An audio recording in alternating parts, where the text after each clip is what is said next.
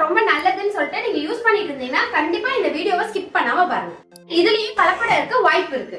அது என்ன தெரிஞ்சுக்கிறதுக்கு முன்னாடி நம்ம சேனல் என்ன ஃபாலோ பண்ணாம இருந்தா ஃபாலோ பண்ணிட்டு பாருங்க. நேத்து எனக்கு பிங்க் சால்ட் தீர்ந்துருச்சு, கடையில போய் வாங்கலாம் அப்படின்னு சொல்லிட்டு போயிருந்தேங்க. அப்போ ஒரு இன்ஃபர்மேஷன் வந்து ஒருத்தர் ஷேர் பண்ணாரு. அதை தான் உங்ககிட்டயும் நான் ஷேர் பண்ணணும்னு நினைச்சேன். ஒயிட் சால்ட்டோட பிங்க் சால்ட் வந்து ரொம்ப ஹெல்த்தின்னு நினைச்சு நம்ம வாங்குறோம். ஆனா இந்த பிங்க் சால்ட்லயுமே வந்து பாத்தீங்கன்னா ஒயிட் சால்ட்டை கலப்படம் பண்றாங்க அப்படிங்கறத அவர் சொன்னாரு.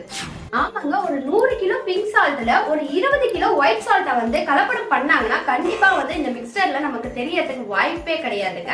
அப்படிதான் வந்து நிறைய பேர் வந்து இதுல கலப்படம் பண்றாங்க அப்படின்றத அவர் சொன்னாரு.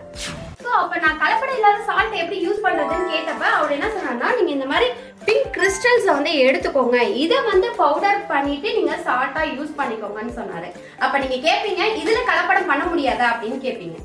இந்த ஒயிட் கிறிஸ்டல் ஷேப்ஸையும் இந்த பிங்க் சால்ட் ஷேப்புமே வந்து பாத்தீங்கன்னா உங்களுக்கு இல்ல ஈஸியா டிஃபரன்ஷியேட் பண்ண முடியும். இன்னொரு வந்து பாத்தீங்கன்னா ஒயிட் கிறிஸ்டல்ல ஈஸியா வந்து தண்ணி விடணும், பட் பிங்க் சால்ட்ல வந்து தண்ணி விடாது. ஸோ அதனால வந்து பாத்தீங்கன்னா இது ரெண்டுத்தையும் கலப்படம் பண்ண மாட்டாங்க.